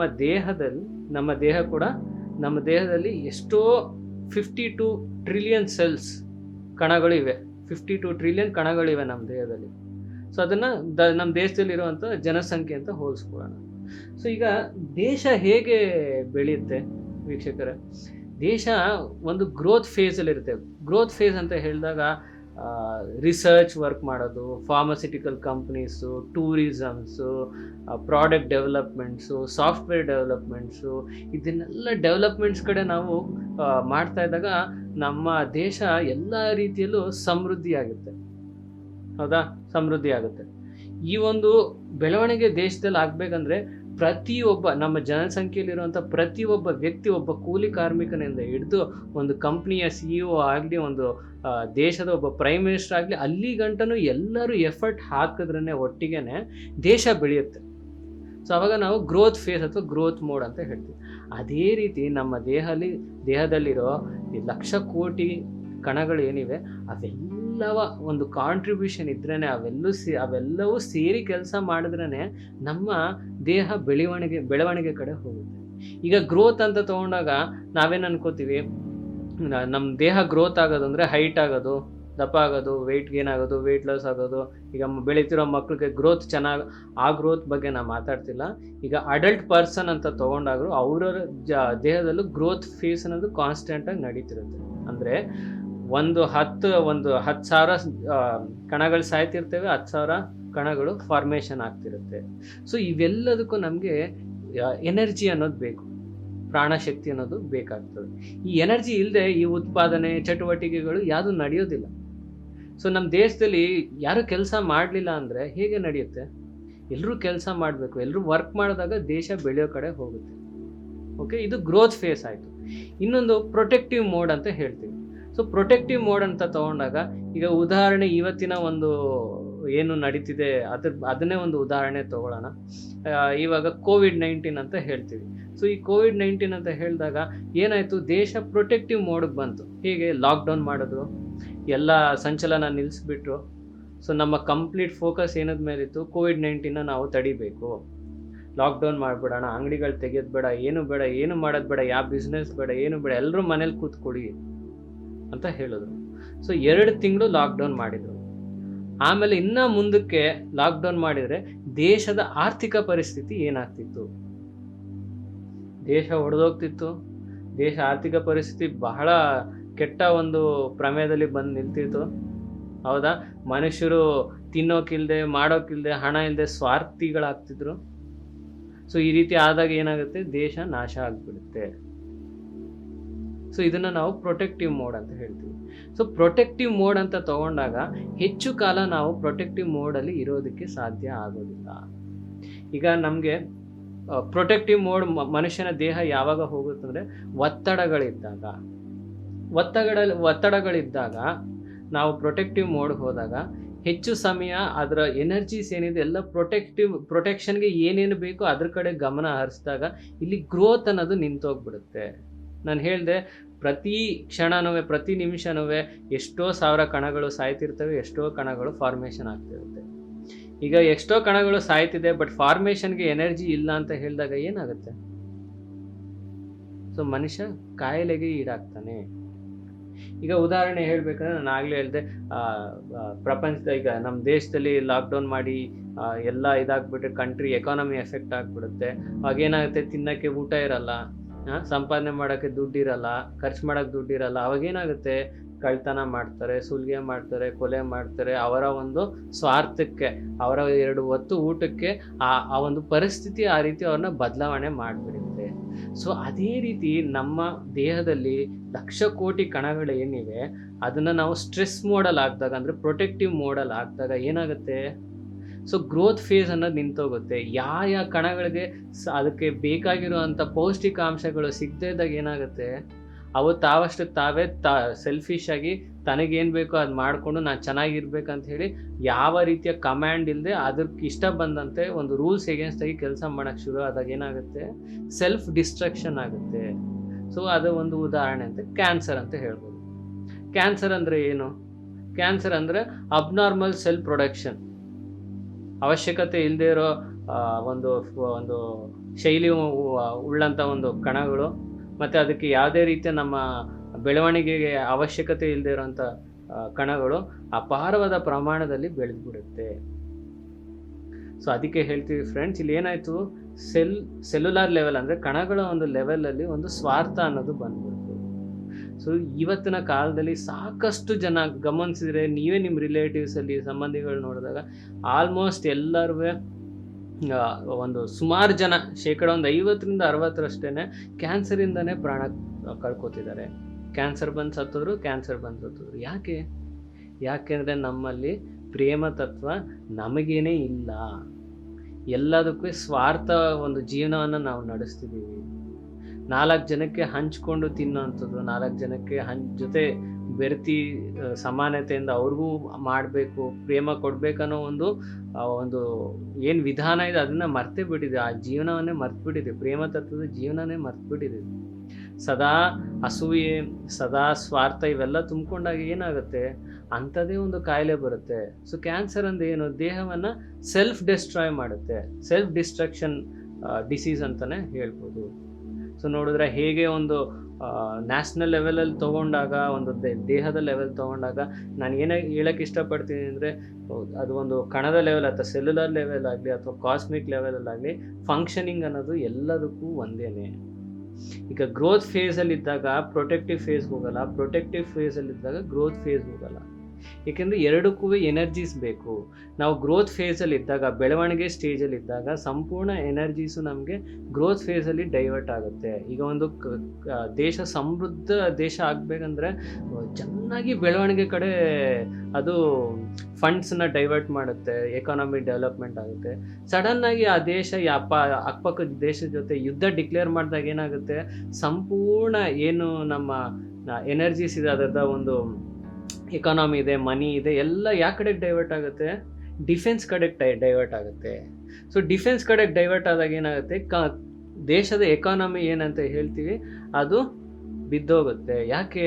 ಇಲ್ಲಿ ಗ್ರೋತ್ ಕಡೆಗೆ, ಬೆಳವಣಿಗೆ ಕಡೆಗೆ ಅವರ ಒಂದು ಫಂಡ್ಸನ್ನು ಡೈವರ್ಟ್ ಮಾಡಿಲ್ಲ. ಅವರು ಫಂಡ್ಸನ್ನು ಒಂದು ಡಿಫೆನ್ಸಿಗೆ ಡೈವರ್ಟ್ ಮಾಡಿದ್ದಕ್ಕೆ ಅಲ್ಲಿ ಎಷ್ಟು ದಿನ ಡಿಫೆನ್ಸ್ ಮಾಡ್ತೀವಿ, ಎಷ್ಟು ಹಣ ಖರ್ಚು ಮಾಡ್ತೀವಿ ನಾವು ಡಿಫೆನ್ಸಲ್ಲಿ. ಹೆಚ್ಚು ದಿನ ಯುದ್ಧ ಮಾಡಿದಾಗ ದೇಶದ ಆರ್ಥಿಕ ಪರಿಸ್ಥಿತಿ ಏನಾಗುತ್ತೆ? ಕುಸಿದೋಗುತ್ತೆ. ಅದೇ ರೀತಿ ನಮ್ಮ ದೇಹದಲ್ಲಿ ನಾವು ಹೆಚ್ಚಾಗಿ ನಮ್ಮ ಎನರ್ಜೀಸ್ನ ಡಿಫೆನ್ಸ್ ಕಡೆಗೆ ಡೈವರ್ಟ್ ಮಾಡಿದಾಗ ಅಲ್ಲಿ ಎನರ್ಜೀಸು ಅಥವಾ ಶಕ್ತಿ ಅಂತ ಏನು ಹೇಳಿದ್ರು, ಪ್ರಾಣಶಕ್ತಿ ಕ್ಷೀಣಿಸ್ತಾ ಹೋಗುತ್ತೆ. ಯಾಕೆಂದರೆ ಇಲ್ಲಿ ಈ ಕಡೆ ಬೆಳವಣಿಗೆ ಅನ್ನೋದು ಒಂದು ಕಣಗಳ ಲೆವೆಲಲ್ಲಿ ಆಗ್ತಿಲ್ಲ. ಸೊ ಎನರ್ಜೀಸ್ ಎಲ್ಲ ಡಿಫೆನ್ಸಿಗೆ ಡೈವರ್ಟ್ ಆಗೋಯ್ತು. ಸೊ ಸ್ನೇಹಿತರೆ, ನಾನು ಹೇಳೋದಿಷ್ಟೇ, ನಮ್ಮ ದೇಹದಲ್ಲಿ ಗ್ರೋತ್ ಫೇಸು ಪ್ರೊಟೆಕ್ಟಿವ್ ಫೇಸು ಎರಡು ಒಂದೇ ಸಮನೆ ಆಗೋದಿಲ್ಲ. ಒಂದು ಅದಾಗಬೇಕು ಅಥವಾ ಇದಾಗಬೇಕು. ಸೊ ಈಗ ಸ್ಟ್ರೆಸ್ ಅಂತ ಹೇಳಿದಾಗ ಏನಾಗತ್ತಂದರೆ, ಈಗ ಸಾಮಾನ್ಯವಾಗಿ ಒಂದು ಉದಾಹರಣೆ ಕೊಡ್ತೀನಿ ನಿಮಗೆ. ನೀವು ಕಾಡಲ್ಲಿ ಸಫಾರಿ ಮಾಡೋಕ್ಕೆ ಹೋಗಿರ್ತೀರ ಅಥವಾ ಯಾವುದೋ ಒಂದು ಮೌಂಟೇನಲ್ಲಿ ಟ್ರೆಕ್ಕಿಂಗ್ ಮಾಡೋಕ್ಕೆ ಹೋಗಿರ್ತೀರ ಅಂತ ತಿಳ್ಕೊಳ್ಳೋಣ. ಸೊ ಅಲ್ಲಿ ಏನಾಗುತ್ತಂದರೆ, ಒಂದು ಸಿಂಹ ಬಂದು ನಿಮ್ಮ ಮುಂದೆ ಬಂದು ನಿಂತ್ಕೊಳ್ಳುತ್ತೆ. ಆ ಸಿಂಹ ನಿಮ್ಮ ಮುಂದೆ ಬಂದು ನಿಂತ್ಕೊಂಡಾಗ ಸೊ ಹೇಗಿರುತ್ತೆ, ನಿಮ್ಮ ಬಾಡಿ ಗ್ರೋತ್ ಫೇಸಲ್ಲಿರುತ್ತಾ ಪ್ರೊಟೆಕ್ಟಿವ್ ಫೇಸಲ್ಲಿರುತ್ತಾ? ಸೊ ಇಮಿಡಿಯೇಟಾಗಿ ಪ್ರೊಟೆಕ್ಟಿವ್ ಫೇಸ್ಗೆ ಡೈವರ್ಟ್ ಆಗುತ್ತೆ. ಸೊ ಇಲ್ಲಿ ಏನಾಗುತ್ತೆ ಅಂದರೆ, ರಾಸಾಯನಿಕ ಪದಾರ್ಥ ಬದಲಾವಣೆ ಏನಾಗುತ್ತೆ ಅಂದರೆ, ನಮ್ಮ ಮೆದುಳಲ್ಲಿ HPA ಆಕ್ಸಿಸ್ ಅಂತ ಹೇಳ್ತೀವಿ. HPA ಆಕ್ಸಿಸ್ ಅಂದರೆ hypothalamus pituitary adrenaline Axis. So ಈಗ ಹೊರಗಡೆಯಿಂದ ಒಂದು ಸಿಂಹ ಬಂತು. ಸಿಂಹ ಬಂದ ತಕ್ಷಣ ಏನಾಯಿತು, ನಮ್ಮ ಮನಸ್ಸಿನಲ್ಲಿ ಫಿಯರ್ ಅನ್ನೋ ಎಮೋಷನು ಕ್ರಿಯೇಟ್ ಆಯಿತು. ಆ ಎಕ್ಸ್ಟರ್ನಲ್ ಸ್ಟಿಮ್ಯುಲೈಯಿಂದ ಇಲ್ಲಿ ಇಂಟರ್ನಲ್ ಫಿಯರ್ ಅನ್ನೋ ಒಂದು ಭಾವನೆ ಮೂಲಕ ಹೈಪೋಥಲಾಮಸ್ಗೆ ಒಂದು ಇನ್ಫಾರ್ಮೇಷನ್ ಕಳಿಸುತ್ತೆ, ಅಲ್ಲಿ ಸಿಂಹ ಬಂದಿದೆ, ನನಗೆ ಭಯ ಆಗಿದೆ ಅಂತ. ಸೊ ಸಿಂಹ ಬಂದಾಗ ನಾವೇನು ಮಾಡ್ತೀವಿ, ನಿಂತ್ಕೊಂಡಿರ್ತೀವ, ಓಡೋಗ್ತೀವಿ. ಓಡೋಗ್ಬೇಕಂದ್ರೆ ಕೆಲವು ರಾಸಾಯನಿಕ ಪದಾರ್ಥಗಳ ಬದಲಾವಣೆ ನಮ್ಮ ದೇಹದಲ್ಲಿ ಆಗಬೇಕು. ಸೊ ಹೈಪೋಥಲಾಮಸ್ಸಿಂದ ಪಿಟ್ಯೂಟರಿಯಿಂದ ಅಡ್ರಿನಲ್ ಗ್ಲ್ಯಾಂಡ್ಗೆ ಇನ್ಫಾರ್ಮೇಷನ್ ಹೋಗಿ ಅಡ್ರಿನಲ್ ಗ್ಲ್ಯಾಂಡು ಒಂದು ಹಾರ್ಮೋನನ್ನು ಉತ್ಪತ್ತಿ ಮಾಡುತ್ತೆ. ಅದನ್ನೇ ನಾವು ಅಡ್ರಿನಲಿನ್ ಹಾರ್ಮೋನ್ ಅಂತ ಹೇಳ್ತೀವಿ. ಅದನ್ನು ಇನ್ನೊಂದು ಇದೆ ಸ್ಟ್ರೆಸ್ ಹಾರ್ಮೋನ್ ಅಂತ ಕೂಡ ಇನ್ನೊಂದು ಹೆಸರಲ್ಲಿ ಕರಿತೀವಿ, ಸ್ಟ್ರೆಸ್ ಹಾರ್ಮೋನ್ ಅಂತಲೂ ಕರಿತೀವಿ. ಸೊ ಈ ಅಡ್ರಿನಲಿನ್ ಹಾರ್ಮೋನ್ ಏನು ಮಾಡುತ್ತೆ ಅಂತ ಹೇಳಿದ್ರೆ, ನಮ್ಮ ದೇಹದಲ್ಲಿರೋ ಏನು ರಕ್ತನಾಳಗಳಿರುತ್ತಲ್ಲ, ಅದು ವಿಸರಲ್ ಆರ್ಗನ್ಸ್ ಅಂತ ಹೇಳ್ತೀವಿ. ವಿಸರಲ್ ಆರ್ಗನ್ಸ್ ಅಂದರೆ ಇಂಪಾರ್ಟೆಂಟ್ ಆರ್ಗನ್ಸ್. ಅದು ಡೈಜೆಸ್ಟಿವ್ ಸಿಸ್ಟಮ್, ಜೀರ್ಣಾಂಗ ಆಗಿರ್ಬೋದು, ಹಾರ್ಟ್ ಆಗಿರ್ಬೋದು, ರೆಸ್ಪಿರೇಟರಿ ಆಗಿರ್ಬೋದು. ಈ ಕಡೆ ಇದನ್ನು ವಿಸರಲ್ ಆರ್ಗನ್ಸ್ ಅಂತ ಹೇಳ್ತೀವಿ. ಈ ವಿಸರಲ್ ಆರ್ಗನ್ಸು ಯಾವಾಗಲೂ ಕೆಲಸದ ಒಂದು ಕಡೆನೇ ಇರಬೇಕು. ಯಾವಾಗಲೂ ಗ್ರೋತ್ ಫೇಸ್ ಅಂತ ಏನು ಹೇಳಿದೆ, ಆ ಒಂದು ಫೇಸಲ್ಲಿ ಆ ಒಂದು ಮೋಡಲ್ಲೇ ಕೆಲಸ ಮಾಡ್ತಿರ್ಬೇಕು. ಸೊ ಅದಕ್ಕೆ ಸಾಕಷ್ಟು ಪ್ರಮಾಣದಲ್ಲಿ ಆಕ್ಸಿಜನ್ ಬೇಕಾಗುತ್ತೆ. ಸೊ ಅದು ರಕ್ತದ ಮೂಲಕ ನಮಗೆ ಆಕ್ಸಿಜನ್ ಸಂಚಾರ ಆಗುತ್ತೆ ಅಂತ ಎಲ್ಲರಿಗೂ ಗೊತ್ತು. ಸೊ ಈಗ ಏನಾಗುತ್ತೆ, ಅಡ್ರಿನಲಿನ್ ಆ ಒಂದು ಕೆಮಿಕಲ್ ಏನು ಮಾಡುತ್ತೆ ಅಂದರೆ, ನಮ್ಮ ವಿಸರಲ್ ಆರ್ಗನ್ಸ್ ಏನಿದೆ ಅಲ್ಲೆಲ್ಲ ರಕ್ತನಾಳಗಳನ್ನ ಕನ್ಸ್ಟ್ರಿಕ್ಷನ್ ಮಾಡುತ್ತೆ. ಅಲ್ಲಿಂದ ಸಂಪೂರ್ಣ ರಕ್ತವನ್ನು ನಮ್ಮ ಎಕ್ಸ್ಟ್ರಿಮಿಟೀಸ್ ಅಂದರೆ ನಮ್ಮ ಕೈಗಳು, ಕಾಲುಗಳು, ಬೆರಳುಗಳು, ತೊಡೆ, ಈ ಎಲ್ಲ ಕಡೆ ನಮಗೆ ಡೈವರ್ಟ್ ಮಾಡುತ್ತೆ ರಕ್ತವನ್ನು. ಏನಕ್ಕೆ? ಸೊ ಅಡ್ರಿನಲಿನ್ ಹಾರ್ಮೋನ್ ಪ್ರೊಡಕ್ಷನ್ ಆದಾಗ ಮೂರಿದೆ. ಒಂದು ಫೈಟ್, ಫ್ರೈಟ್ ಆರ್ ಫ್ಲೈಟ್. ಒಂದು ಫೈಟ್ ಅಂದರೆ ಯುದ್ಧ ಮಾಡೋಕ್ಕಿದ್ರೆ ಮಾಡು, ಫ್ರೈಟ್ ಅಂತ ಹೇಳಿದ್ರೆ ಭಯ ಬಿದ್ದು, ಫ್ಲೈಟ್ ಅಂತ ಹೇಳಿದ್ರೆ ಓಡ್ತಾ ಇರಬೇಕು. ಸೊ ಈಗ ನಾವು ಫಾಸ್ಟಾಗಿ, ಈಗ ಒಂದು ಸಿಂಹ ಬಂದು ನಿಂತ್ಕೊಂಡಾಗ ನಾವು ಫಾಸ್ಟಾಗಿ ಓಡಬೇಕಂತ ಹೇಳಿದ್ರೆ ಕೈ ಕಾಲಲ್ಲಿ ಸಾಕಷ್ಟು ಪ್ರಮಾಣದಲ್ಲಿ ಶಕ್ತಿ ಬೇಕಾಗುತ್ತೆ, ಆಕ್ಸಿಜನ್ ಸಪ್ಲೈ ಬೇಕಾಗುತ್ತೆ. ಸೊ ಆಕ್ಸಿಜನ್ ಸಪ್ಲೈ ಆಗಿದ ತಕ್ಷಣ ನಾವು ಫಾಸ್ಟಾಗಿ ಓಡಲಿಕ್ಕೆ ನಾವು ಸ್ಟಾರ್ಟ್ ಮಾಡ್ತೀವಿ, ಹೌದಾ? ಸೊ ಏನಾಯಿತು, ಅಡ್ರಿನಲಿನ್ ಹಾರ್ಮೋನ್ ಅನ್ನೋದು ಈಗ ಒಂದು ಸಿಂಹ ಬಂದು ನಿಮ್ಮ ಕಣ್ಮುಂದೆ ನಿಂತಾಗ ಈ ಒಂದು ರಿಯಾಕ್ಷನ್ ಏನು ಹೇಳಿದ್ರೆ ಅದು ಕರೆಕ್ಟು, ಅದು ಸತ್ಯ, ಆ ಟೈಮಿಗೆ ಅದು ನಿಜ, ಅದು ಆಗಲೇಬೇಕು. ಆದರೆ ಸುಮ್ಮನೆ ನಾವು ಭಯದಿಂದ, ಸೊ ನಾವು ಸುಮ್ಮನೆ ಏನೇನೋ ಆಲೋಚನೆ ಮಾಡ್ತಿರ್ತೀವಿ, ಹೌದಾ? ಸೊ ಒಂದ್ಸಾರಿ ಭಯ ಬಂದರೆ ಅಡ್ರಿನಲಿನ್ ಹಾರ್ಮೋನು ಉತ್ಪಾದನೆ ಆಗಬೇಕನ್ನೋದು ನಮ್ಮ ಸಬ್ಕಾನ್ಷಿಯಸ್ ಮೈಂಡಲ್ಲಿ ರಿಜಿಸ್ಟರ್ ಆಗಿಬಿಟ್ಟಿರುತ್ತೆ, ನಮ್ಮ ಬ್ರೈನಲ್ಲಿ ವೈರಿಂಗ್ ಆಗಿಬಿಟ್ಟಿರುತ್ತೆ. ಈಗ ವೈರಿಂಗ್ ಅಂತ ಹೇಳಿದ್ರೆ, ಈಗ ಟ್ಯೂಬ್ಲೈಟ್ ಸ್ವಿಚ್ ಒಂದು ಕಡೆ ಇರುತ್ತೆ, ಓಕೆನಾ? ಅಲ್ಲಿಂದ ಆ ಸ್ವಿಚ್ಚಿಂದ ವೈರು ಟ್ಯೂಬ್ಲೈಟ್ಗೆ ಹೋಗಿರುತ್ತೆ. ಈಗ ಆ ಟ್ಯೂಬ್ಲೈಟ್ ಆನ್ ಮಾಡಬೇಕಂದ್ರೆ ಅದ್ರ ಸ್ವಿಚ್ ಆನ್ ಮಾಡಬೇಕಲ್ವಾ? ಅದ್ರ ಪಕ್ಕದ ಸ್ವಿಚ್ ಆನ್ ಮಾಡಿದ್ರೆ ಟ್ಯೂಬ್ಲೈಟ್ ಆನ್ ಆಗುತ್ತಾ? ಇಲ್ಲ, ಆ ಸ್ವಿಚ್ಚನ್ನೇ ಆನ್ ಮಾಡಬೇಕು, ಯಾಕಂದರೆ ವೈರಿಂಗು ಆ ರೀತಿ ಹೋಗಿದೆ. ಅದೇ ರೀತಿ ನಾವು ಒಂದು ಸತಿ ಭಯ ಬಿದ್ದಾಗ ವೈರಿಂಗ್, ನಮ್ಮ ಬ್ರೈನ್ ಒಂದು ಮೆದುಳಲ್ಲಿ ಸಿನಾಪ್ಟಿಕ್ ಕನೆಕ್ಷನ್ಸ್ ಅಂತ ಹೇಳ್ತೀವಿ, ಕಣಗಳ ಮಧ್ಯೆ, ಅದನ್ನು ಸಿನಾಪ್ಸಿಸ್ ಅಂತ ಹೇಳ್ತೀವಿ. ಈ ಸಿನಾಪ್ಸಿಸ್ ಯಾವಾಗ ಆಗುತ್ತೆ ಅಂದರೆ, ನಮ್ಮ ಮೆದುಳಿನ ಒಂದು ಆ್ಯಕ್ಟಿವಿಟೀಸ್, ನಾವು ದೈಹಿಕವಾಗಲಿ ಮಾನಸಿಕವಾಗಿ ಕೆಲವು ಘಟನೆಗಳು ನಡೆದಾಗ ಅದರ ವೈರಿಂಗ್ ಆ್ಯಂಡ್ ಫೈರಿಂಗ್ ಅಂತ ಹೇಳ್ತೀವಿ. ಒಂದು ಸ್ಟಿಮ್ಯುಲೈ ಫೈರ್ ಆದಾಗ ನಮ್ಮ ಬ್ರೈನ್ ಕಣಗಳು ವೈರಿಂಗ್ ಆಗುತ್ತೆ. ಸೊ ಈಗ ಒಂದ್ಸರಿ ನಿಮಗೆ ಭಯ ಅನ್ನೋ ಒಂದು ಅನುಭವ ಆಗೋದೇನು ದೊಡ್ಡ ಕಷ್ಟ ಅಲ್ಲ ನಮ್ಮ ಜೀವನದಲ್ಲಿ, ಬಿಡಿ, ಇವತ್ತು ಆ ರೀತಿ ಬೆಳೆದ್ಬಿಟ್ಟಿದೆ ನಾವು. ಸೊ ಈಗ ಆ ಒಂದು ವೈರಿಂಗ್ ಒಂದ್ಸತಿ ಫಾರ್ಮೇಷನ್ ಆದಮೇಲೆ ಪದೇ ಪದೇ ನಾವು ಅದನ್ನೇ ಯೋಚನೆ ಮಾಡ್ತಾಯಿದ್ರೆ ಆ ವೈರಿಂಗ್ ಏನದು ಅದು ಗಟ್ಟಿ ಆಗ್ತಾ ಹೋಗುತ್ತೆ, ಬಲಿತಾ ಹೋಗುತ್ತೆ. ಈಗ ಬಲ್ತೋಗಿರೋದನ್ನ ನಾವು ಮುರಿಯೋದು ಭಾಳ ಕಷ್ಟ. ಎಳಸಾಗಿದ್ದಾಗ ನಾವು ಮುರಿದ್ಬಿಟ್ರೆ ಅದು ಈಸಿ ಆಗುತ್ತೆ. ಬಟ್ ನಾವೇನು ಮಾಡ್ತೀವಿ, ಸಣ್ಣ ವಯಸ್ಸಿಂದ ಭಯದ ಬಗ್ಗೆ ಮಾತಾಡಿ ಈಗ ಮಗು ನಡ್ಕೊಂಡು ಹೋಗ್ತಿರುತ್ತೆ, ಅಯ್ಯೋ ಬಿದ್ದೋಗ್ಬಿಡ್ತೀಯ, ಅಯ್ಯೋ ಇಟ್ಕೋ, ಅಯ್ಯೋ ಅಂತ ಹೇಳಿದಾಗ ಏನಾಗುತ್ತೆ, ಆ ಮಗುಗೆ ನಡೆಯೋಕ್ಕೂ ಕೂಡ ಭಯ ಪಡುತ್ತೆ. ಅಯ್ಯೋ ಮುಂದಕ್ಕೆ ಯಾವಾಗಾರ ಎಲ್ಲಾರ ಟ್ರಾಫಿಕ್ ಒಂದು ಸಿಗ್ನಲ್ ಕ್ರಾಸ್ ಮಾಡ್ಬೇಕಂದ್ರೆ ಅಯ್ಯೋ ಭಯ ಆಗುತ್ತೆ. ಸೊ ಇದೇನಾಗುತ್ತೆ, ಸಣ್ಣ ವಯಸ್ಸಿಂದ ಈ ವೈರಿಂಗನ್ನು ನಾವು ಸ್ಟ್ರಾಂಗ್ ಮಾಡಿಬಿಟ್ಟಿದ್ದೀವಿ. ಸೊ ಏನಾಗುತ್ತೆ ಅಂದರೆ, ಸಪೋಸ್ ಆ ಸಿಂಹ ಬಂದಾಗ ಈ ವೈರಿಂಗ್ ಆಗಿದ್ದು ಕರೆಕ್ಟು, ನಾವು ಓಡಿದ್ದು ಕರೆಕ್ಟು. ಬಟ್ ಏನಾಗುತ್ತೆ, ಕೆಲವು ಸರಿ ನಾವು ಕೆಲವು ಇನ್ಸಿಡೆಂಟ್ಸ್ನ ಪದೇ ರಿವೈಂಡ್ ಮಾಡ್ಕೊಂಡು ಯೋಚನೆ ಮಾಡೋದು. ಆ ರೀತಿ ರಿವೈಂಡ್ ಮಾಡ್ಕೊಂಡು ಯೋಚನೆ ಮಾಡಿದಾಗ ಏನಾಗುತ್ತೆ, ಸಬ್ಕಾನ್ಷಿಯಸ್ ಮೈಂಡ್ ಅಂತ ಏನು ಹೇಳ್ತೀವಿ, ಸಬ್ಕಾನ್ಷಿಯಸ್ ಮೈಂಡ್ಗೆ ಯಾವುದು ನಿಜ ಯಾವುದು ಸುಳ್ಳು ಗೊತ್ತಿಲ್ಲ. ನಿಮ್ಮ ಮನಸ್ಸಿನಲ್ಲಿರೋ ಆಲೋಚನೆ ಮತ್ತು ಭಾವನೆಗಳೇ ಅದಕ್ಕೆ ಸತ್ಯ. ಅಂದರೆ ಆವತ್ತು ನಡೆದಾಗ ಅದು ನಿಜ. ಈಗ ಆ ಸಂಗತಿ ನಡೆದಾದ್ಮೇಲೆ ನೀವು ಮನೆಗೆ ಬಂದಮೇಲೆ 3 ತಿಂಗಳಾದ್ಮೇಲೆ ಆ ಒಂದು ಸಿಂಹದ ಒಂದು ಇನ್ಸಿಡೆಂಟ್ನ ನಾವು ಯೋಚನೆ ಮಾಡಿದಾಗ ಏನಾಗುತ್ತೆ, ಭಯ ಬೀಳ್ತೀವಿ. ಸೊ ಆ ಭಯ ಬಿದ್ದಾಗ ಏನಾಗುತ್ತೆ, ಬ್ರೈನ್, ನಾನು ಸಬ್ಕಾನ್ಷಿಯಸ್ ಮೈಂಡ್ ಅಂತ ಏನು ಹೇಳಿದೆ, ಅಲ್ಲಿ ಒಂದು ಸ್ಟೋರೇಜ್ ಆಗಿತ್ತು. ಅದೇನು ಹೇಳುತ್ತೆ, ಆವಾಗ ನಾನು ಸಿಂಹನ ನೋಡಿದಾಗ ಭಯ ಬಿದ್ದಿದೆ, ಈಗ ಭಯ ಬಿದ್ದಿದ್ದಾನೆ. ಸೊ ನಾನೀಗ ಏನು ಮಾಡಬೇಕು, ನಾನು ಮೆಸೇಜ್ನ ಬ್ರೈನಿಗೆ ಮೆದುಳಿಗೆ ಕಳಿಸ್ಬೇಕು. ಏನಂತ, ಇಲ್ಲಿ ಭಯ ಆಗಿದೆ, ನೀನು ಅಡ್ರಿನಲ್ ಗ್ಲ್ಯಾಂಡ್ ಹೇಳ್ಬಿಟ್ಟು ಅಡ್ರಿನಲಿನ್ ಒಂದು ರಾಸಾಯನಿಕ ಪದಾರ್ಥನ ಅಥವಾ ಹಾರ್ಮೋನ್ ನೀನು ರಿಲೀಸ್ ಮಾಡಬೇಕು ಅನ್ನೋ ಒಂದು ಕಮಾಂಡ್, ಸಾಫ್ಟ್ವೇರ್ ಅಂತ ಹೇಳ್ಬೋದು. ಆ ಸಾಫ್ಟ್ವೇರ್ ಕ್ರಿಯೇಟ್ ಆಗಿಬಿಟ್ಟಿದೆ. ಸೊ ನಾವು ನಿಜವಾಗ್ಲೂ ಸಿಂಹ ಇಲ್ಲ ಅಂದರೂ ಅದನ್ನು ಪದೇ ಯೋಚನೆ ಮಾಡಿ ಏನಾಗುತ್ತೆ, ಅನ್ನೆಸೆಸರಿಯಾಗಿ ಅವಶ್ಯಕತೆ ಇಲ್ಲದೇ ನಮ್ಮ ಬಾಡಿಲಿ ಅಡ್ರಿನಲಿನ್ ಅನ್ನೋ ಒಂದು ಪದಾರ್ಥ ಉತ್ಪಾದನೆ ಆಗ್ತಾ ಹೋಗುತ್ತೆ. ಈಗ ಇನ್ನು ಮನೇಲಿ ನಡೆಯೋ ಒಂದು ಸಂಗತಿ ಅಂತ ಹೇಳಿದ್ರೆ, ಈಗ ಸಾಮಾನ್ಯವಾಗಿ ಗಂಡ ಹೆಂಡ್ತಿನ ಅತ್ತೆ ಸೊಸೆನ ಜಗಳ ಆಡ್ತಿರ್ತಾರೆ. ಸೊ ಏನಾಗುತ್ತೆ, ಒಬ್ಬರ ಮೇಲೆ ಒಬ್ಬರು ಕೋಪ ಇರುತ್ತೆ. ಸೊ ಜಗಳ ಆಡಿದಾಗ ಒಂದು ಕೋಪ ಏನು ಬಂದಿರುತ್ತೆ, ಅದು ಎಷ್ಟು ಮಟ್ಟಿಗೆ ಹೋಗಿರುತ್ತೆ ಅಂದರೆ, ಈಗ ಗಂಡ ಅಥವಾ ಅತ್ತೆ ಸೊಸೆನ ತೊಗೊಂಡಾಗ ಅತ್ತೆ ಹೆಸರು ಕೇಳಿದ್ರೆ ಇದು ಸೊಸೆಗೆ ಒಂದು ರಿಯಾಕ್ಷನ್ ಬರುತ್ತೆ, ಒಂದು ಕೋಪ, ಒಂದು ಉದ್ವೇಗ. ಅಲ್ಲಿ ಜಗಳ ಇಲ್ಲ, ಅಲ್ಲಿ ಅತ್ತೆ ಇಲ್ಲ, ಆದರೆ ಆಲೋಚನೆ ಇದೆ, ಕೋಪ ಬರುತ್ತೆ, ಸಿಟ್ಟು ಬರುತ್ತೆ, ರೋಷ ಬರುತ್ತೆ. ಅದೇ ರೀತಿ ಅತ್ತೆ ಕೂಡ ಸೊಸೆಯನ್ನು ನಾಪಿಸ್ಕೊಂಡಾಗ, ಸೊಸೆಯನ್ನು ಹೆಸರು ಇಟ್ಟಾಗೇ ಹೇಳಿದ ತಕ್ಷಣವೇ ಎಲ್ಲ ಬದಲಾಗ್ಬಿಡುತ್ತೆ, ಭಾವನೆಗಳು, ಕೋಪ, ಅಸೂಯೆ ಎಲ್ಲ ಬದಲಾಗ್ಬಿಡುತ್ತೆ. ಆದರೆ ಅಲ್ಲಿ ನಿಜವಾಗ್ಲೂ ಅಲ್ಲಿ ಆ ಅತ್ತೆ ಅಥವಾ ಸೊಸೆ ಇದ್ದಾರ, ಯಾರ ರೂಮಲ್ಲಿ ಅವ್ರು ಇದ್ದಾರೆ, ಯಾರ ಮನೇಲಿ ಅವ್ರು ಇದ್ದಾರೆ. ಸೊ ಇಲ್ಲಿ ಏನಾಗುತ್ತೆ ಅಂದರೆ, ಜಸ್ಟ್ ಇಮ್ಯಾಜಿನೇಷನ್ ಮಾಡ್ಕೋತಾನೆ ಆ ಸ್ವಿಚ್ ಆನ್ ಆಗಿಬಿಡುತ್ತೆ. ಆ ಸ್ವಿಚ್ ಆನ್ ಆಗಿದ ತಕ್ಷಣ ಅಲ್ಲಿ ಅಡ್ರಿನಲಿನ್ ಪದಾರ್ಥ ಉತ್ಪಾದನೆ ಆಗಿಬಿಡುತ್ತೆ. ಸೊ ನಾನು ಅದನ್ನೇ ಹೇಳ್ತೀನಿ, ಸಬ್ಕಾನ್ಷಿಯಸ್ ಮೈಂಡ್ಗೆ ಯಾವುದು ನಿಜ ಯಾವುದು ಸುಳ್ಳು ಗೊತ್ತಿಲ್ಲ. ನಿಮ್ಮ ಆಲೋಚನೆ ಭಾವನೆಗಳೇ ಅದಕ್ಕೆ ಸತ್ಯ. ನೀವು ಜಸ್ಟ್ ಸ್ವಿಚ್ ಆನ್ ಮಾಡಿದ್ರೆ ಆ ಲೈಟ್ ಆನ್ ಆಗುತ್ತೆ, ನೀವು ಸ್ವಿಚ್ ಆಫ್ ಮಾಡಿದ್ರೆ ಲೈಟ್ ಆಫ್ ಆಗುತ್ತೆ, ಅಷ್ಟೇ ಗೊತ್ತಿರೋದು ಅದಕ್ಕೆ. ಸೊ ಈಗೇನಾಯಿತು, ನಮ್ಮ ಜೀವನ ಶೈಲಿಯಲ್ಲಿ ನಾನು ಹೇಳಿದೆ, ಹೊಂದಾಣಿಕೆ ಅನ್ನೋದಿಲ್ಲ, ಪ್ರೀತಿ ಅನ್ನೋದಿಲ್ಲ, ಅಸೂಯೆ ಅನ್ನೋದಿದೆ, ಕೋಪ, ರೋಷ, ಉದ್ವೇಗ ಇಂಥವೇ ಇದ್ದಾಗ ಏನಾಗುತ್ತೆ ಅಂದರೆ, ಇವೆಲ್ಲ ನಾವಾಗೇ ಪದೇ ಸ್ವಿಚ್ ಆನ್ ಮಾಡಿ ಆ ಒಂದು ಅಡ್ರಿನಲಿನ್ ಹಾರ್ಮೋನ್ನ ನಾವು ನಮ್ಮ ದೇಹದಲ್ಲಿ ಉತ್ಪಾದನೆ ಮಾಡ್ತಾ ಹೋಗ್ತೀವಿ. ಈಗ ದೇಶದಲ್ಲಿ ಒಂದು ಗ್ರೋತ್ ಫೇಸ್ ನಿಂತೋಗಿ ಒಂದು ವಾರ್ ಮಾಡೋಂಥ ಸಮಯ ಬಂದಾಗ ಪ್ರೊಟೆಕ್ಟಿವ್ ಫೇಸ್ಗೆ ಹೋಗೋದು ಕರೆಕ್ಟು.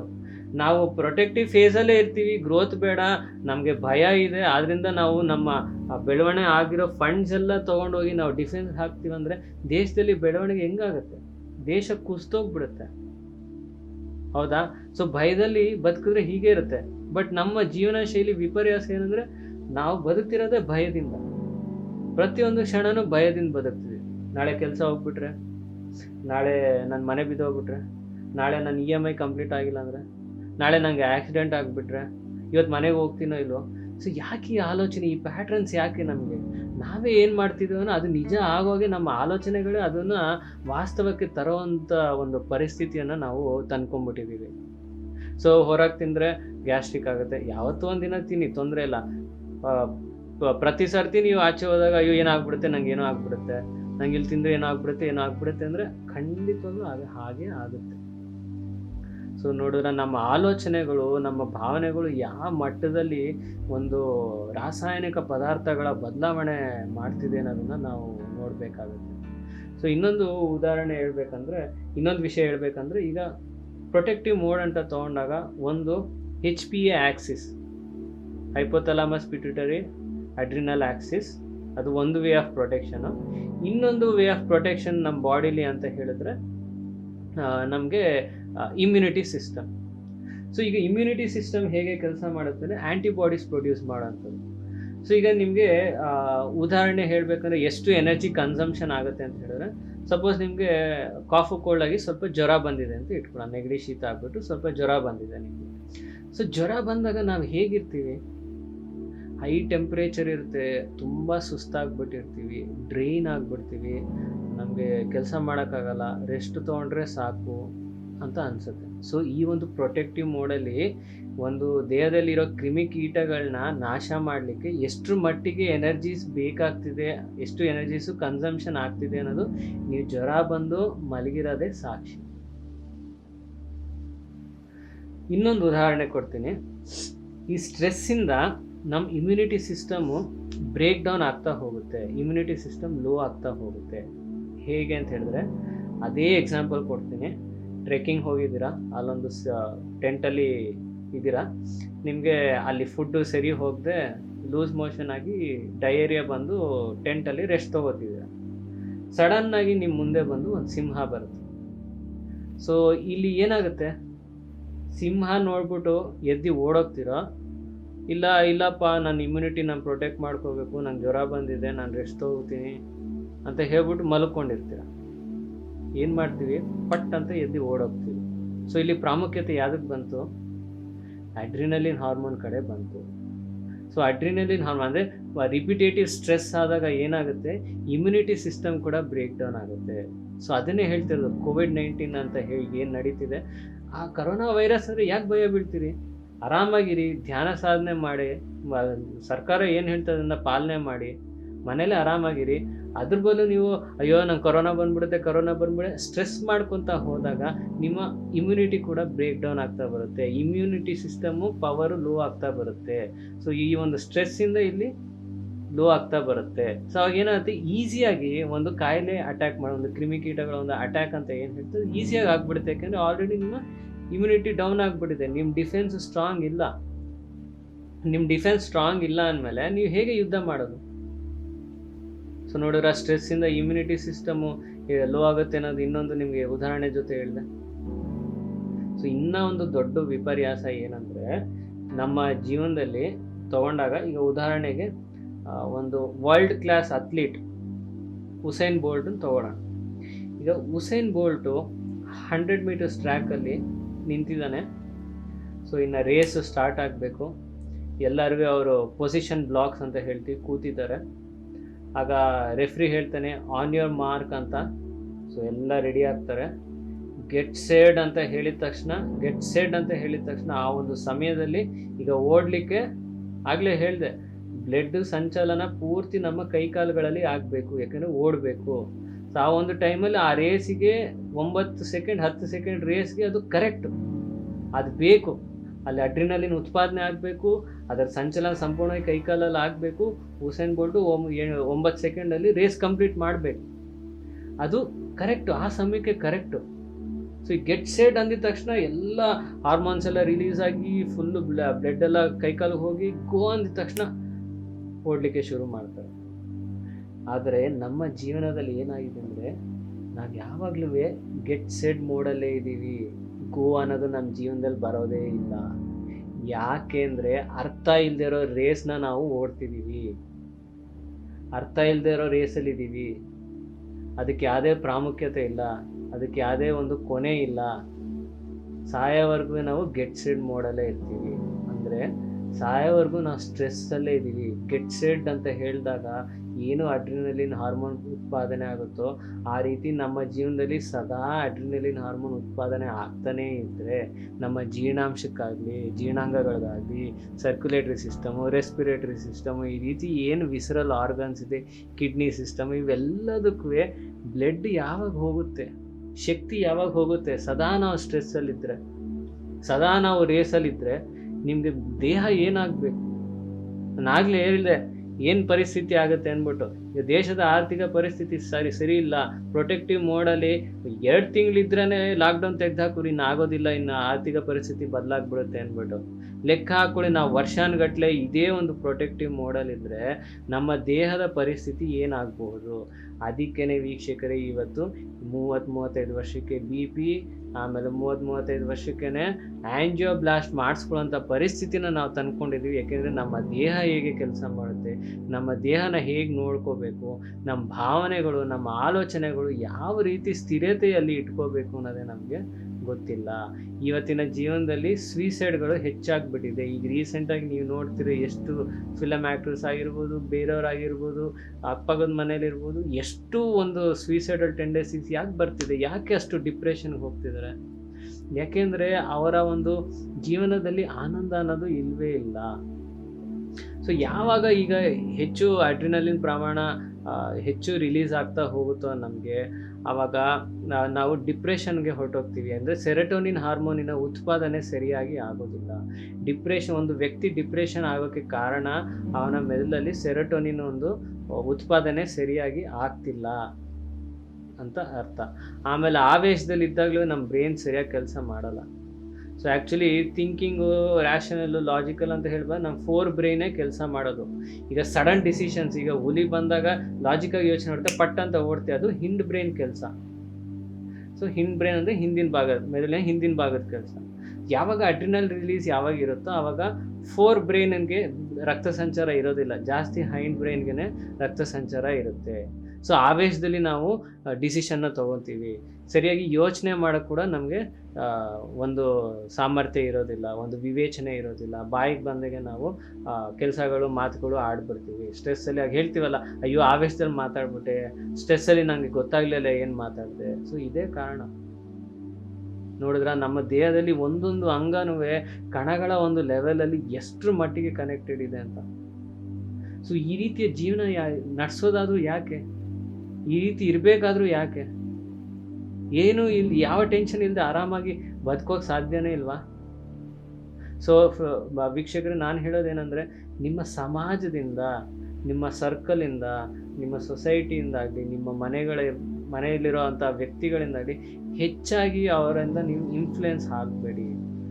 ಲೈಫ್ ಅನ್ನೋದು, ಜೀವನ ಅನ್ನೋದು ಬಹಳ ಸರಳವಾಗಿದೆ ಅಂತ ನೀವು ಯೋಚನೆ ಮಾಡಿದ್ರೆ ಅದು ಖಂಡಿತ ಸರಳವಾಗಿದೆ. ಸೊ ಇವೆಲ್ಲ ಆವೇಶ, ಸ್ಟ್ರೆಸ್ ಇವೆಲ್ಲವನ್ನ, ಎಮೋಷನ್ಸು, ನಮ್ಮ ಭಾವನೆಗಳು, ಆಲೋಚನೆಗಳು ಎಲ್ಲವನ್ನು ಹ್ಯಾಂಡಲ್ ಮಾಡಬೇಕಂದ್ರೆ ಆ ಕ್ಷಣಕ್ಕೆ ನಮಗೆ ಅರಿವು ಅನ್ನೋದು ಬೇಕಾಗತ್ತೆ ವೀಕ್ಷಕರೇ. ಈ ಅರಿವು ನಮಗೆ ಹೇಗೆ ಬರುತ್ತೆ? ಧ್ಯಾನದ ಮುಖಾಂತರ ಬರುತ್ತೆ. ಸೊ ಅದಕ್ಕೆ ನಾವು ಹೇಳ್ತೀವಿ, ಧ್ಯಾನ ಮಾಡಿದಾಗ ನಮಗೆ ಅರಿವು ಹೆಚ್ಚಾಗುತ್ತೆ, ಆಮೇಲೆ ಮೂಡು ಕರೆಕ್ಟಾಗಿರುತ್ತೆ, ಡಿಪ್ರೆಷನ್ ಹೋಗುತ್ತೆ, ಆರೋಗ್ಯ ಚೆನ್ನಾಗಾಗುತ್ತೆ, ಸ್ಟ್ರೆಸ್ ಕಮ್ಮಿ ಆಗುತ್ತೆ. ಯಾಕೆಂದರೆ ನಾವು ಮನಸ್ಸಿಗೆ ರೆಸ್ಟ್ ಕೊಡ್ತಿದ್ದೀವಿ, ನಮ್ಮ ಭಾವನೆಗಳಿಗೆ ರೆಸ್ಟ್ ಕೊಡ್ತಿದ್ದೀವಿ, ವಿವೇಚನೆಯಿಂದ ಆಲೋಚನೆ ಮಾಡ್ತೀವಿ, ವಿವೇಚನೆಯಿಂದ ಊಟ ಮಾಡ್ತೀವಿ, ವಿವೇಚನೆಯಿಂದ ಮಾತಾಡ್ತೀವಿ. ಎಲ್ಲ ಕಡೆಯೂ ವಿವೇಚನೆ ಅನ್ನೋದು ಬರುತ್ತೆ. ಆ ವಿವೇಚನೆ ಹೇಗೆ ಬರುತ್ತೆ? ಧ್ಯಾನ ಮಾಡಿದಾಗ. ಧ್ಯಾನ ಮಾಡೋ ಮೂಲ ಉದ್ದೇಶನೇ ಅರಿವಿಗೋಸ್ಕರ. ಯಾವಾಗ ಮನುಷ್ಯ ಪ್ರತಿಕ್ಷಣ ಅರಿವಿಂದ ಇರ್ತಾನೋ ಅವನು ಮಾಡುವ ತಪ್ಪುಗಳ ಆಸ್ಪದ ಬಹಳ ಕಮ್ಮಿ. ಈಗ ಕೇಳಿದಿರ, ಗೌತಮ ಬುದ್ಧನ ಸ್ಥಿತಿ ಸೇರಿದ ಮೇಲೆ ತಪ್ಪುಗಳು ಮಾಡಿದ್ನ? ಎಷ್ಟು ವಿವೇಚನೆ ಇರಬೇಕು, ಇನ್ನೆಷ್ಟು ಅರಿವಿರಬೇಕು. ನಾವು ಧ್ಯಾನ ಸಾಧನೆ ಮಾಡ್ತಾ ಎಷ್ಟು ಅರಿವಿದ್ರೂ ಕೆಲವು ಕ್ಷಣದಲ್ಲಿ, ಕೆಲವೊಂದು ಸನ್ನಿವೇಶದಲ್ಲಿ ನಾವು ಬ್ರೇಕ್ ಡೌನ್ ಆದ್ರೂ ಬಟ್ ಇಮಿಡಿಯೇಟಾಗಿ ನಾವು ನಾರ್ಮಲ್ ಸ್ಥಿತಿಗೆ ಬರಬೇಕು. ಈಗ ನಿಮ್ಮ ಒಂದು ಭಾವನೆಯ ಒಂದು ಏನೋ ಒಂದು ಕುಸಿದೋಗಿರೋ ಅಂಥ ಏನೋ ಒಂದು ಜಗಳ ಆಡಿರ್ತೀರಿ, ಭಾವನೆಗಳು ತುಂಬ ಬೇಜಾರಾಗಿರುತ್ತೆ, ಬಾಧೆ ಇರೋಂಥ ಒಂದು ಭಾವನೆ ಇರುತ್ತೆ ಅಂತ ಇಟ್ಕೊಳ್ಳಿ. ಆ ಭಾವನೆಯ ತೂಕ ಒಂದು 20 kg ಅಂತ ಇಟ್ಕೊಳ್ಳೋಣ. ಸೊ ಈಗ 20 kg ಎಷ್ಟೊತ್ತು ಹೊರ್ತೀರಿ? ಎಷ್ಟು ಜಲ್ದಿ ಕೆಳಗೆ ಇಳಿಸಿದ್ರೆ ಅಷ್ಟು ಒಳ್ಳೇದಲ್ವಾ? ಸೊ 20 kg ಭಾರನ ಜಾಸ್ತಿ ಹೊತ್ತು ಇಟ್ಕೊಂಡ್ರೆ ಏನಾಗುತ್ತೆ? ದೇಹಕ್ಕೆ ಸಾಮರ್ಥ್ಯ ಇರೋದಿಲ್ಲ. ಅದೇ ರೀತಿ ಭಾವನೆಗಳನ್ನ ಏನಾರು ಒಂದು ಸಮಸ್ಯೆ ಆದಾಗ ಎಷ್ಟು ಮಟ್ಟಿಗೆ ಅದನ್ನು ಆ ಟೈಮಲ್ಲಿ ಜಗಳ ಮಾಡಿದ್ರೆ, ಆ ಟೈಮಲ್ಲಿ ಮಾತಾಡಿದ್ರೆ ಕರೆಕ್ಟ್. ಭಾವನೆಗಳು ಯಾವತ್ತೂ ಒಳಗೆ ಇಟ್ಕೋಬಾರ್ದು, ಹೊರಗೆ ಹಾಕ್ಬಿಡ್ಬೇಕು. ಹಾಕಿದ ಮೇಲೆ ಅದನ್ನು ಮತ್ತೆ ನಾರ್ಮಲ್ ಮೋಡಿಗೆ ಬಂದುಬಿಡ್ಬೇಕು. ಆ ಭಾರ ಎತ್ಕೊಂಡಿದ್ದೀವಲ್ಲ ಬಂಡೆನ ಟಕ್ ಅಂತ ಕೆಳಗೆ ಹಾಕ್ಬಿಡ್ಬೇಕು. ಸೊ ಬಾಡಿಗೆ ಡ್ಯಾಮೇಜ್ ಆಗೋದಿಲ್ಲ. ಸೊ ಯಾವಾಗ ನಾವು ಸ್ಪೆಷಲಿ ನಾವು ಧ್ಯಾನ ಆಧ್ಯಾತ್ಮ ಅಂತ ತಗೊಂಡಾಗ ಫಸ್ಟು ನಾವು ಕಲಿಬೇಕಾಗಿರೋದೇ ನಮ್ಮ ಭಾವನೆಗಳನ್ನ ಬ್ಯಾಲೆನ್ಸ್ ಮಾಡೋದು, ಎಮೋಷನಲ್ ಬ್ಯಾಲೆನ್ಸ್ ಅಂತ ಹೇಳಿ. ಈ ಭಾವನೆಗಳನ್ನ ಬ್ಯಾಲೆನ್ಸ್ದಾಗಿ ಇಟ್ಕೊಂಡ್ಬಿಟ್ರೆ ಮನುಷ್ಯನಿಗೆ ಯಾವ ರೀತಿಯ ರೋಗಗಳು ಇರಲಿಕ್ಕೆ ಸಾಧ್ಯನೇ ಇಲ್ಲ. ನಾವು ಎಷ್ಟುವರೆಗೂ ಭಾವನೆಗಳ ಭಾರವನ್ನು ಹೊರತಾಕೋತೀವೋ ಅಷ್ಟು ನಮ್ಮ ದೇಹ ಕ್ಷೀಣಿಸ್ತಾ ಹೋಗುತ್ತೆ. ಸೊ ಈ ಭಾರವನ್ನು ಹೊರೆಯನ್ನು ಎತ್ತು ಹಾಕ್ಬೇಕಂದ್ರೆ ಅರಿಯಬೇಕು. ನಾನು ಈ ರೀತಿ ಇನ್ನೂ ಇದೇ ಯೋಚನೆ ಮಾಡ್ತಿದ್ದೀನಿ, ಇನ್ನು ಅದೇ ಗುಂಪಿನಲ್ಲಿದ್ದೀನ, ಇನ್ನು ಅದೇ ಕೋಪದಲ್ಲಿದ್ದೀನ, ಎಲ್ಲ ಆಗೋಯ್ತಲ್ಲ, ಅವಶ್ಯಕತೆ ಇದೆಯಾ? ಅಲ್ಲೇ ಡ್ರಾಪ್ ಮಾಡ್ಬಿಡ್ಬೋದಲ್ಲ. ಆ ಡ್ರಾಪ್ ಮಾಡಲಿಕ್ಕೆ ನಮಗೆ ಅರಿವು ಬೇಕು. ಆ ಅರಿವು ಹೇಗೆ ಬರುತ್ತೆ? ನಮಗೆ ಧ್ಯಾನ ಮಾಡಿದಾಗ, ನಮ್ಮ ಉಸಿರಾಟನ ಗಮನಿಸಿದಾಗ. ಸೊ ನಿಮ್ಗೆ ಇನ್ನೂ ಶಾರ್ಟಾಗಿ ಹೇಳ್ಬೇಕಾದ್ರೆ, ನಾವು ಉಸಿರಾಟ ಗಮನಿಸ್ತಿರ್ಬೇಕಾದ್ರೆ ಧ್ಯಾನ ಸಾಧನೆ ಆಲ್ರೆಡಿ ನಮ್ಮ ವೀಕ್ಷಕರು ಸಾಕಷ್ಟು ಜನ ಮಾಡ್ತಿರ್ತಾರೆ. ಈಗ ನಾವು ಧ್ಯಾನ ಅಂತ ಮಾಡಿದಾಗ ಉಸಿರಾಟನ ಗಮನಿಸಿ ಅಂತ ಹೇಳ್ತೀವಿ. ಸೊ ನೀವು ಉಸಿರಾಟನ ಗಮನಿಸ್ತಾ ನಮಗೆ ಗೊತ್ತಿಲ್ಲದೇ ಆಲೋಚನೆಗಳ ಕಡೆ ಹೊರಟೋಗಿರುತ್ತೆ. ಆಮೇಲೆ ಸಡನ್ನಾಗಿ ಒಂದು ಅರಿವು ಬರುತ್ತೆ, ಅಯ್ಯೋ ಏನೇನು ಯೋಚನೆ ಮಾಡ್ತೀನಿ ನಾನು, ಮತ್ತೆ ಉಸಿರಾಟಕ್ಕೆ ಬರಲಿಲ್ವಲ್ಲ ಅಂತ. ಸೊ ಅಲ್ಲೊಂದು ಅರಿವು ಬಂತಲ್ಲ, ಆ ಅರಿವು ಜಾಸ್ತಿ ಆಗ್ತಾ ಹೋಗುತ್ತಲ್ಲ ಧ್ಯಾನ ಮಾಡ್ತಾ. ಆ ಅರಿವು ಬಂದಾಗ ಅದೇ ರೀತಿ ನಮ್ಮ ಭಾವನೆಗಳು, ಆಲೋಚನೆಗಳು, ಮಾತುಗಳು, ನಮ್ಮ ಕ್ರಿಯೆಗಳು ಎಲ್ಲವೂ ಬ್ಯಾಲೆನ್ಸ್ಡ್ ಆಗಿ ಒಂದು ಅರಿವಿನಿಂದ ಮಾಡೋಕ್ಕೆ ಶುರು ಮಾಡಿದಾಗ ಈ ಒಂದು ಬಯಾಸ್ ಅಂತ ಏನು ಹೇಳ್ತಾರೆ, ಮಿಸ್ಟೇಕ್ಸ್ ಅಂತ ಏನು ಹೇಳ್ತೀವಿ, ಇವೆಲ್ಲ ನಮ್ಮ ಜೀವನದಲ್ಲಿ ಆಗೋದೇ ಇಲ್ಲ ಫ್ರೆಂಡ್ಸ್. ಸೊ ಆದ್ದರಿಂದ ನಾವು ಮೊದಲಿಗೆ ಆಲೋಚನೆ ಮತ್ತು ಭಾವನೆಗಳನ್ನ ಕಂಟ್ರೋಲ್ ಮಾಡೋದು ಕಲಿಬೇಕು.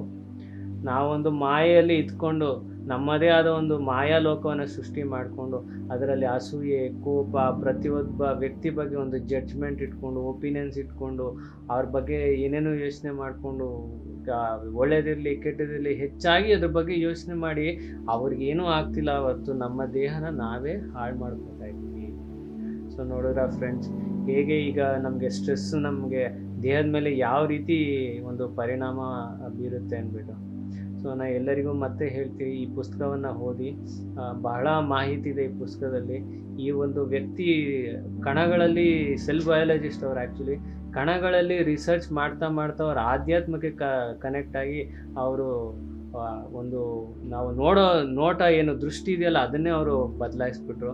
ನನಗೆ ಓದ್ಬೇಕಾದ್ರೆ ಅದೇ ಅನಿಸ್ತಿತ್ತು, ನಾವು ಕಣಗಳ ಬಗ್ಗೆ ಓದ್ಬೇಕಾದ್ರೆ ಜಸ್ಟ್ ಒಂದು ಸಬ್ಜೆಕ್ಟಾಗಿ ತೊಗೊಂಡ್ವಿ, ಬಟ್ ಅದಕ್ಕೊಂದು ಬುದ್ಧಿ ಅನ್ನೋದಿರುತ್ತೆ, ಇಂಟೆಲಿಜೆನ್ಸ್ ಇರುತ್ತೆ ಅನ್ನೋದು ನಾನು ಯಾವತ್ತೂ ಯೋಚನೆ ಮಾಡಲಿಲ್ಲ. ಮಹಾಪುರುಷ ಆ ವ್ಯಕ್ತಿಗೆ ಅದ್ರ ಬಗ್ಗೆ ಅವ್ರಿಗೆ ಆಲೋಚನೆ ಬಂದಿದೆ. ಸೊ ಆ ಒಂದು ಜ್ಞಾನವನ್ನು ಎಲ್ಲರಿಗೂ ಹಂಚೋಣ. ಸೊ ಬಯಾಲಜಿ ಆಫ್ ಬಿಲೀಫ್ ಅಂದ್ಬಿಟ್ಟು ಬ್ರೂಸ್ ಲಿಪ್ಟನ್ ಅಂದ್ಬಿಟ್ಟು ಒಂದು ಆಥರ್ ಬರೆದಿದ್ದಾರೆ. ಖಂಡಿತವಾಗಲೂ ದಯವಿಟ್ಟು ಎಲ್ಲರೂ ಆ ಪುಸ್ತಕವನ್ನು ಓದಬೇಕು. ಮತ್ತು ಎಲ್ಲರೂ ಪ್ರತಿದಿನ ಧ್ಯಾನ ಮಾಡಿ ಅರಿವಿನಿಂದ ಜೀವನ ನಡೆಸಿ ಅಂತ ಹೇಳ್ತಾ ಈ ಒಂದು ವಿಷಯದ ಬಗ್ಗೆ ನಾನು ಮಾಹಿತಿಯನ್ನು ಕಂಪ್ಲೀಟ್ ಮಾಡ್ತಿದ್ದೀನಿ. ಎಲ್ಲರಿಗೂ ನಮಸ್ಕಾರ. Thank you. ಹಲೋ ಗೆಳೆಯರೇ, ಪಿರಮಿಡ್ ಮೆಡಿಟೇಷನ್ ಚಾನೆಲ್ ಕನ್ನಡಕ್ಕಾಗಿ ಲೈಕ್ ಮಾಡಿ, ಸಬ್ಸ್ಕ್ರೈಬ್ ಮಾಡಿ ಹಾಗೂ ಬರಲಿರುವ ಅಪ್ಡೇಟ್ಸ್ಗಳಿಗಾಗಿ ಬೆಲ್ ಬಟನ್ ಒತ್ತಿ.